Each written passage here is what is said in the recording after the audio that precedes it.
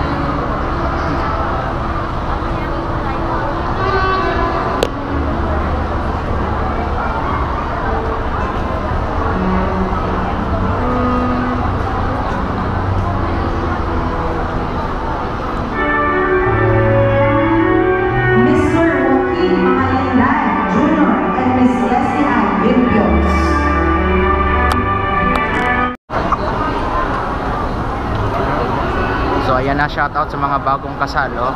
Kahit matagal na silang magkasama. So ngayon lang ginanap yung kasalan nila. So ayan. So maraming tao dito ngayon, oh.